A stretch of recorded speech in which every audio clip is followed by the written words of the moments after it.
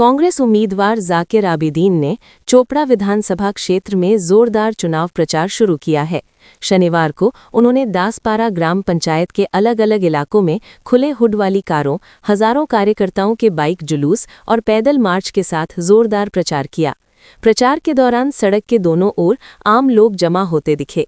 कई लोग उम्मीदवार को देखने और अपना आशीर्वाद देने के लिए आगे आए। पूरे इलाके में जश्न का माहौल बन गया, जिसे राजनीतिक समुदाय का एक हिस्सा कांग्रेस उम्मीदवार के लिए जनता के समर्थन का संकेत मानता है। प्रचार के दौरान जाकिर आबिदीन ने दासपारा ग्राम पंचायत के गोवाबारी हाट में कार्यकर्ताओं की एक मीटिंग भी की।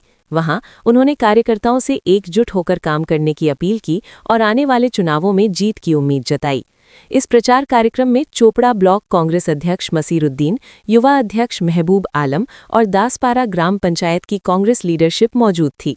कहने की जरूरत नहीं है कि चोपड़ा में कांग्रेस के इस शक्ति प्रदर्शन ने चुनावी लड़ाई को और तेज कर दिया है।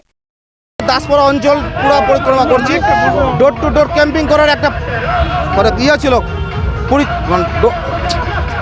ডোর টু ডোর পরিক্রমা করার একটা ছিল আর কি, আমাদের ক্যাম্পিং করার কর্মসূচি ছিল আর কি। কেমন সারা পাচ্ছেন বছরকে?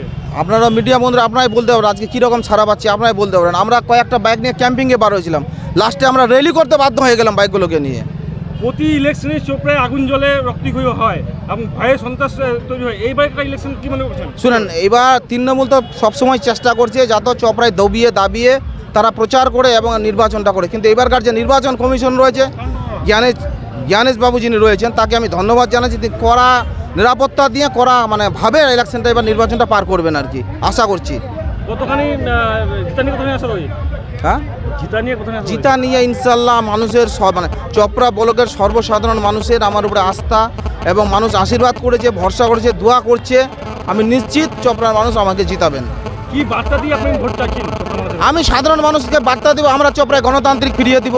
চোপড়ায় মানুষ স্বাধীনভাবে চলাফেরা করতে পারবে। চোপড়ায় আমরা শিল্প নিয়ে আসবো। বামফ্রন্টের আমলে যেগুলো শিল্প হয়েছিল, যেমন বাগানগুলো টুকরো টুকরো করে কাটে বিক্রি করা হচ্ছে, এটা আমরা বিক্রি হতে দিব না। বিভিন্ন ফ্যাক্টরিগুলোকে চাপ সৃষ্টি করে, আন্দোলন সৃষ্টি করে টাকা পয়সা নিচ্ছে, আমরা এটা করতে দিব না। এগুলো সমস্যা নেই, আমরা আমাদের প্রচার চালিয়ে যাচ্ছি আর কি। এটা এআই ছবি, এটা প্রাক্তন বিধায়কের ছবি ভাইরাল হয়েছে। দুটাই ছবি মার্কেটে আমাদের পক্ষ করছে, ওরাও পক্ষ করছে। আমি এইসব নিয়ে রাজনীতি করতে চাই না।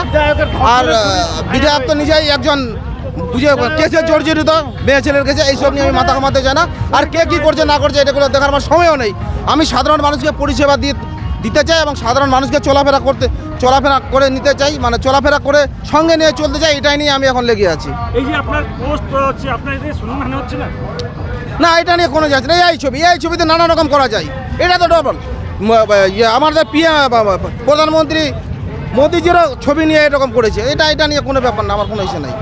আমি ওই রকম কোনো কেলেঙ্কারিতেও যুক্ত নেই, কোনো খারাপ কাজেও যুক্ত নেই, রিটার্ন ক্লিন রয়েছে আমি।